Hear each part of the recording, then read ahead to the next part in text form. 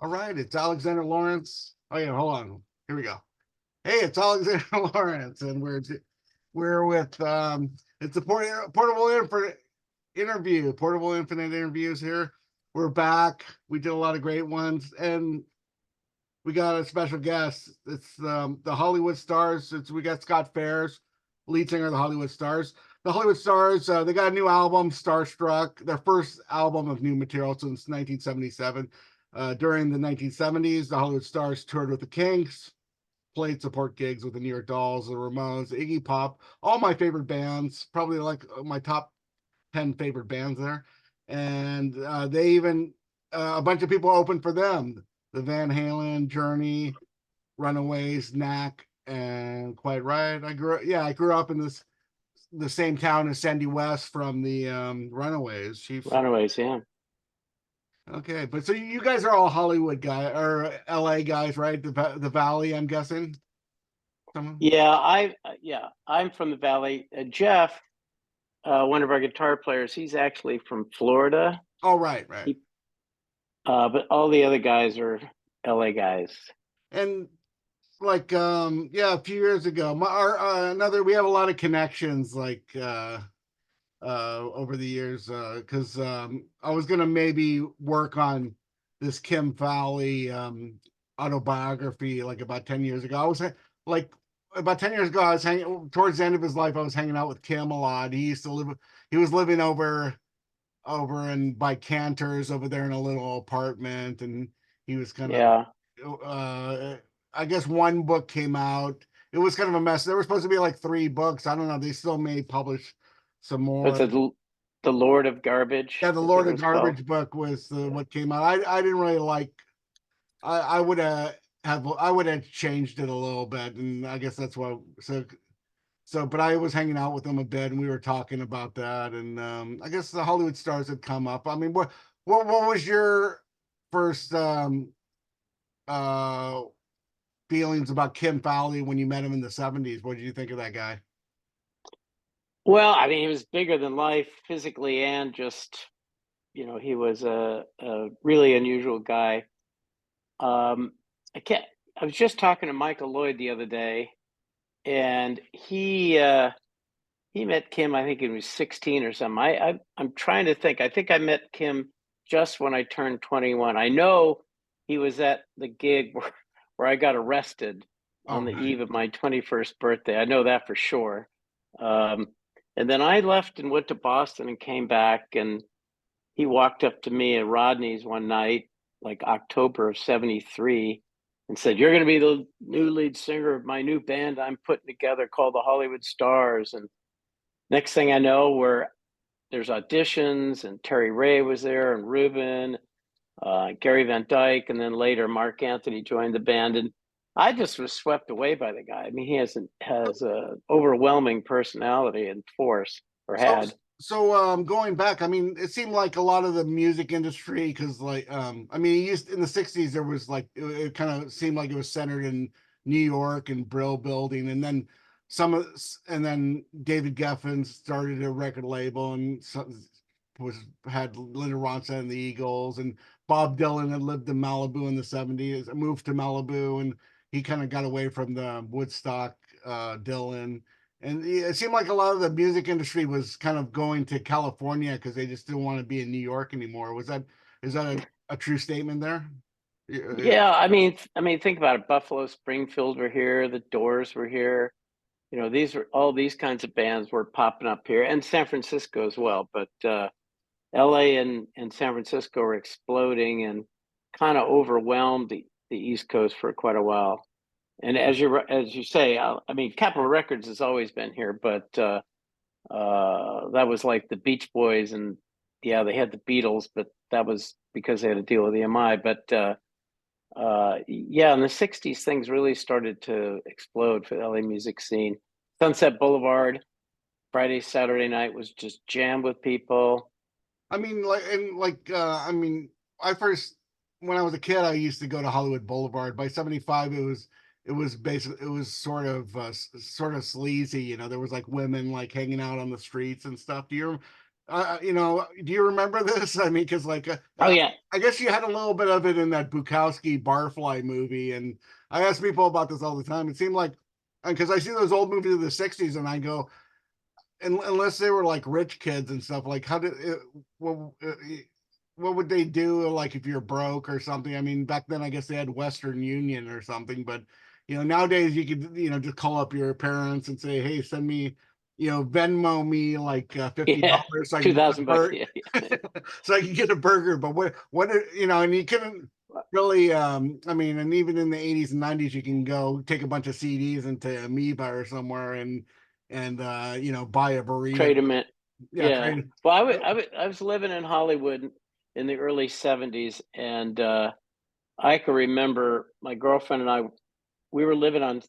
I would put $7 in cash a day in an envelope. And that was our budget for everything. And because that was, you know, that included, all right, the apartment's paid for, but we want to have any entertainment, any food, whatever, it had to come out of that $7. And it was not a pleasant, safe place to be in those days. I mean, like, there's all these movies about musicians in the Laurel Canyon, and you know, Frank Zappa and his whole scene, and I mean, you guys kind of rubbed elbows with some of those guys, like I guess Alice Cooper, but um, Yeah, but those were, first of all, a lot of the people you're talking about were already somewhat successful. And well, yeah, yeah. that's why they lived in the canyon, you know. Okay, so the people, yeah, the cheaper apartments were kind of like off Sunset and like kind of by Barney's Beanery or something. Yeah, I mean, I think I lived a block east of La Brea and a block south of Sunset Boulevard or something like that. And there was, I mean, when I, even as late as, I don't know, 76 or 77, Mars Bonfire lived in a little apartment Yeah, about 3 blocks from me. they lived. I think Steppenwolf lived where I lived like years ago, over like on Fountain and Fairfax somewhere. I think they lived right. They're famous for that house like right around the corner, because I lived on North Orange Grove and they lived like right there somewhere. I Yeah, read. well, this is when I'd moved up a little bit and I was living on, oh, what is the road that goes straight up to where the Hollywood sign is? But I was just above, Gower or Beechwood Canyon. close by. Yeah, Beechwood. I lived on Beechwood Drive. That's where I lived. Well, my point. And Well, the point I was trying to make was, you know, like you see all these movies about the canyon and then the hippie and the riot on the Sunset Strip and hippies hanging out in cafes, and it seemed kind of romantic. And but I mean, when did things get like kind of like bad? Was it like Manson? Was it later in the '70s, like where just kids are like? I remember like even like in '83, I went to a show at the Roxy, and there was some chick trying to turn a trick right across the street from the Roxy and stuff, you know, and stuff. yeah, well, So, this is sleazy motel. It used to be right across the street from there. So right, yeah, and there was I, you know, I don't know. I used to go down there when I was pretty young in like 67, 68, and it was, you know, it seemed pretty normal. You know, you could go to the whiskey and it seemed like a regular place. Um, by the time the early '70s rolled around, you know, it was pretty downscale by then. Um, it's hard to say if it was like an overnight thing. I mean, I went away to college in the late '60s, early '70s, so I was not really in Hollywood for about 3 or 4 years there. But when I got back in '72, '73, I guess really, it was not that pleasant, you yeah, know. yeah, I mean, the hills were great, but everybody who lived up there had a lot of money. People were down on the flat near Sunset, near Hollywood, the Fairfax, La Brea, La Cienega area. It was. I mean, I think Kim was living in a parking in a little apartment off Sunset in La Cienega, if I recall, and it was just a little crappy place. yeah. That's And it was so bad. He told me that you could smell urine in the apartment because bums used to urinate against the back wall that was in the parking lot that butted up to his kitchen, which didn't make me want to have a meal there. But you know, Yeah, even 10 years ago, he just had like a small apartment and just a bunch of stacks of records like all over the place. It was really like out of order, you know. It's hard. I don't know how he found anything over, you know, that stuff. Well, and this is after, he made, I mean, for the time, he made quite a bit of money off of Escape and King of the Nighttime World. Yeah, he did a Helen Reddy song and stuff. You know, he was doing a lot of. Yeah, yeah, yeah. But And he had the Runaways. I don't know how much he got out of them because I don't know that they I really don't think it made was. much money. I don't think it was a lot, but he probably took a lot of the advance.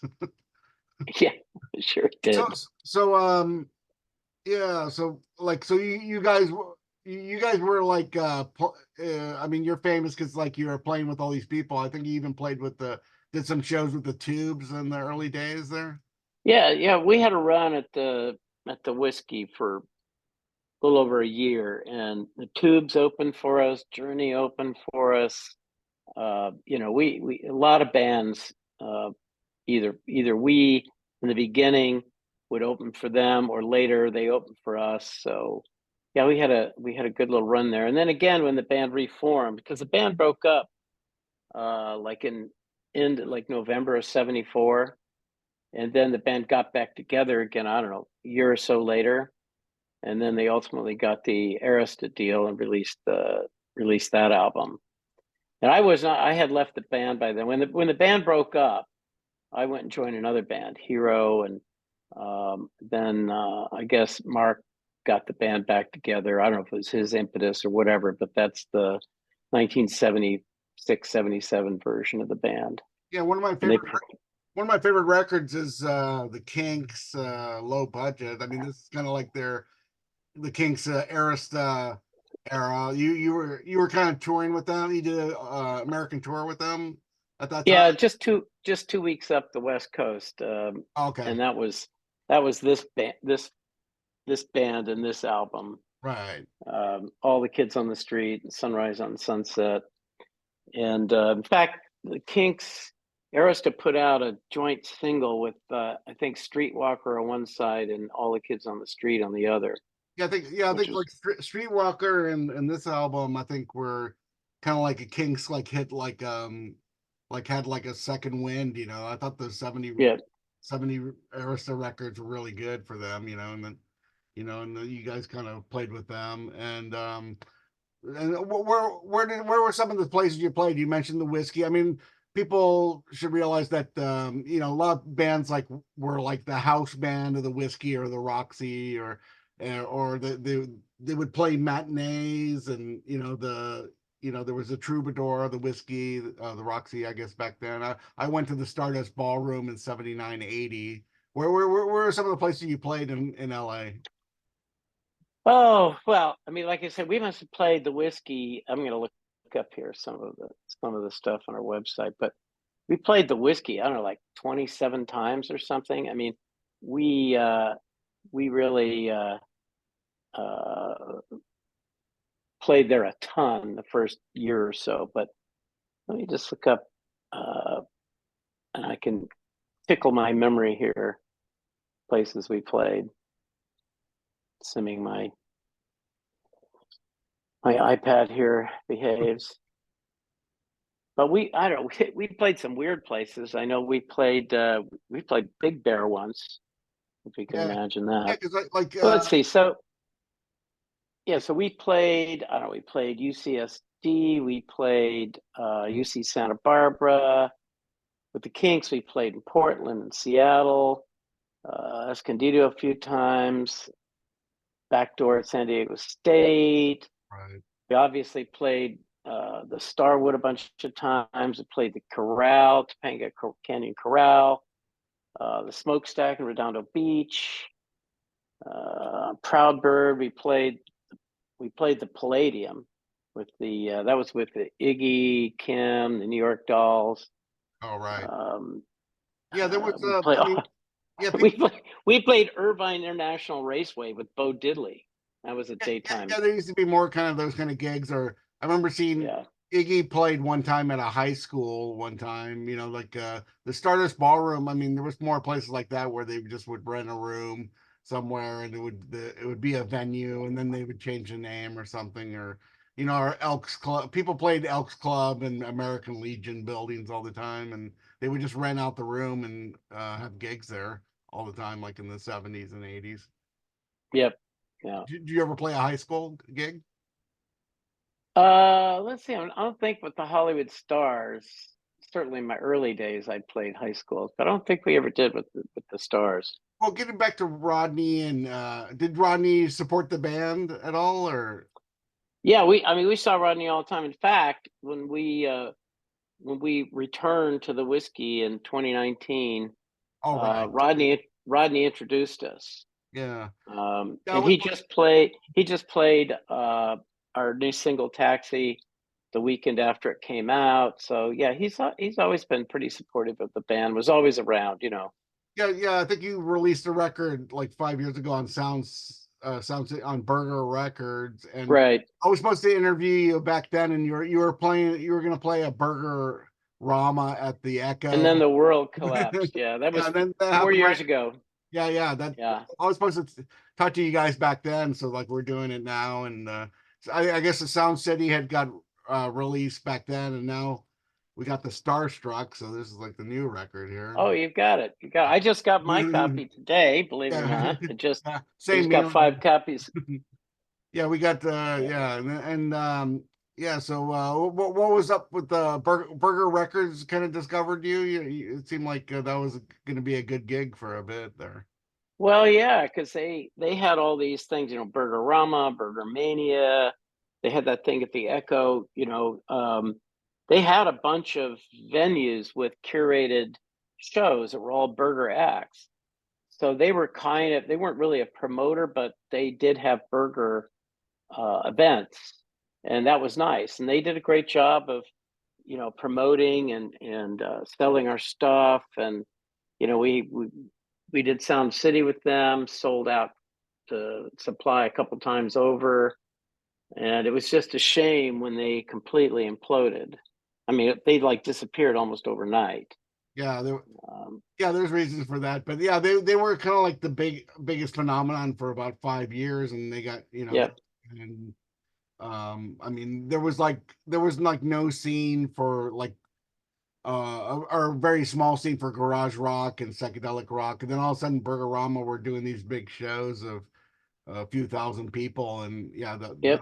the one you were playing, I was excited to see you guys back then, and then it never happened because I think it was scheduled on the day that everything got shut down on March 13th or that weekend or something. I think it was scheduled for March 14th or All 15th, right, or okay. whatever that Saturday was that week. Yeah. Because I'd flown out to L.A. Uh, to play the gig, and I was supposed to do a couple interviews on Sirius XM, and I got off the plane and it was like crazy, you know. I like the Dow dropped 2,500 points, Disneyland closed, everything was canceled, and so I just stayed at my son's house, turned around, and went back to New York the next morning. So So that was crazy. So let me just mention that. So the new record Starstruck here, Yep. you guys have a website, the hollywoodstars.com. You Yeah. probably talk HollywoodStarsBand.com. Yeah. band.com, and yeah, you got a Facebook, Twitter, Instagram. I'll put all the links in the description. You have Okay. and you got this label that kind of releases a couple things. The what's it called? Oh, Rum Bar Records. They look like Mm-hmm. a label. They have a lot of great They records. are. They are. If you look on the, you know, like Radio Indie Alliance charts and stuff, they have a ton of stuff bands on there, including us.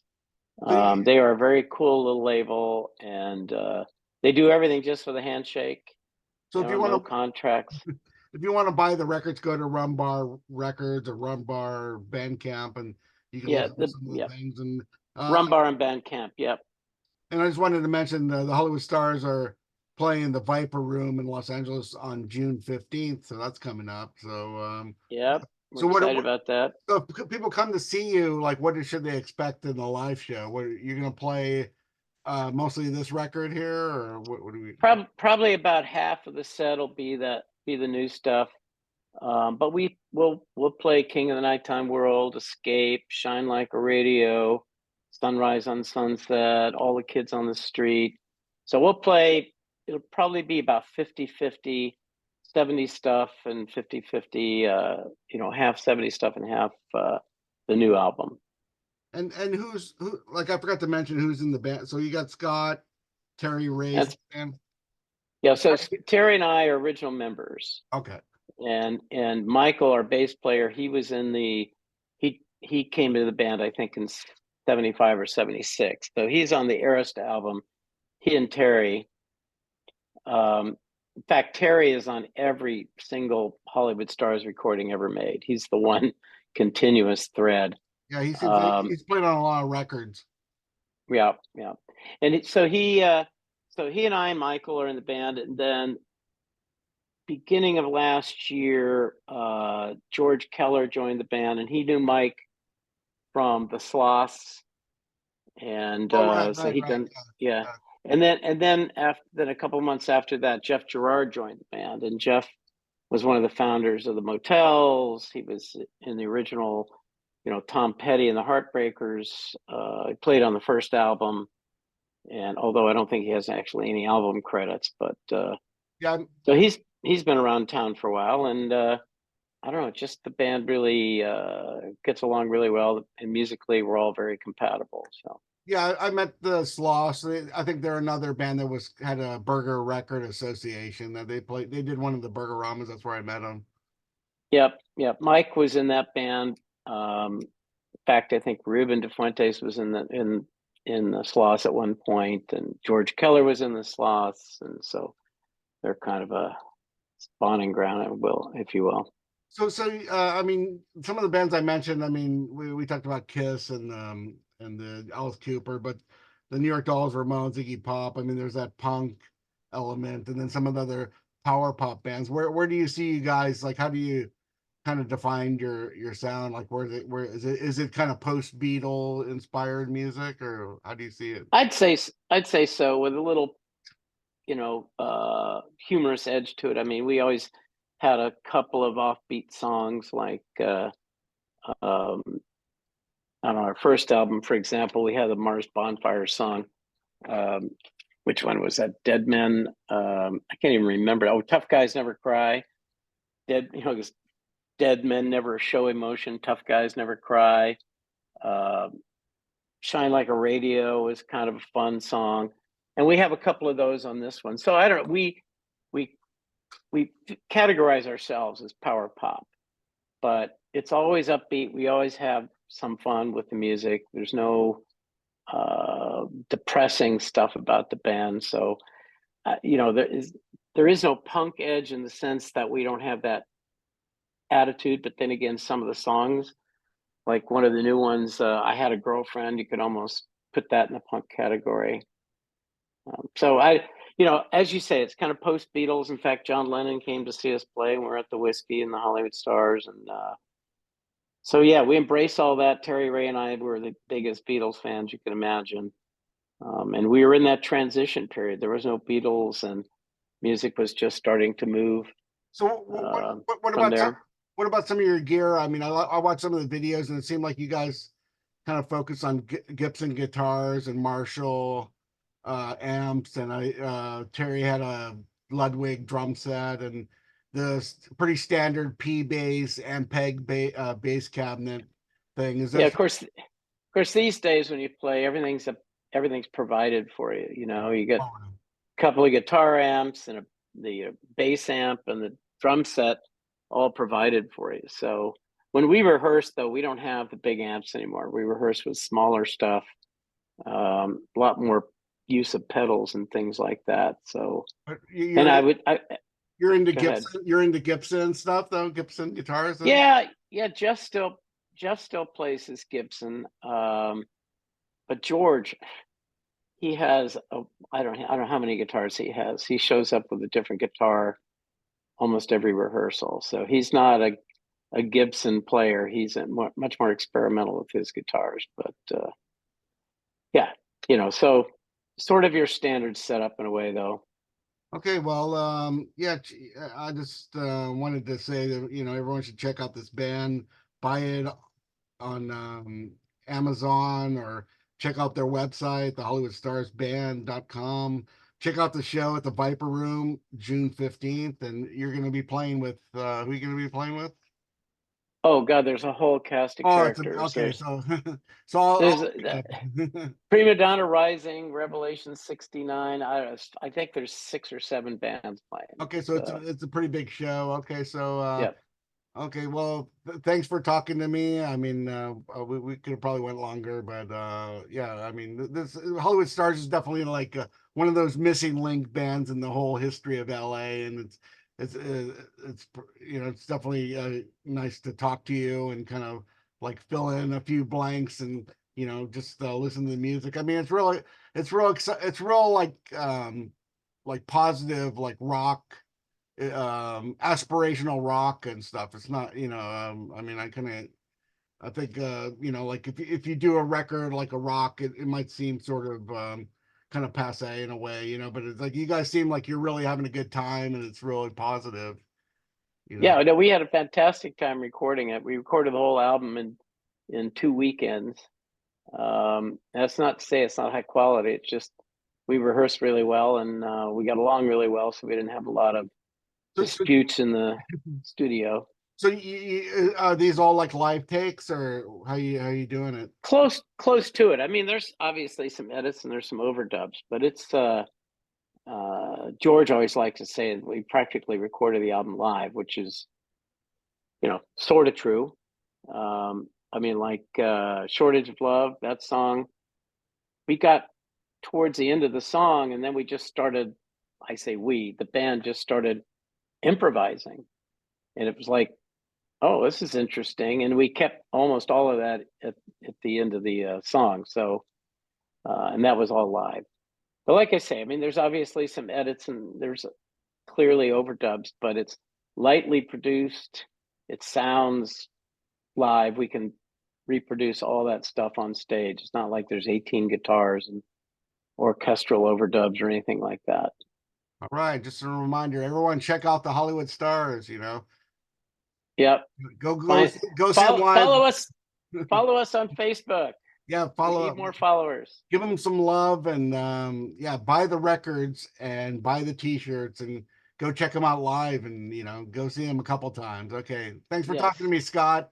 Hollywood All Stars. right, same. Bye. All right. Appreciate it. Bye.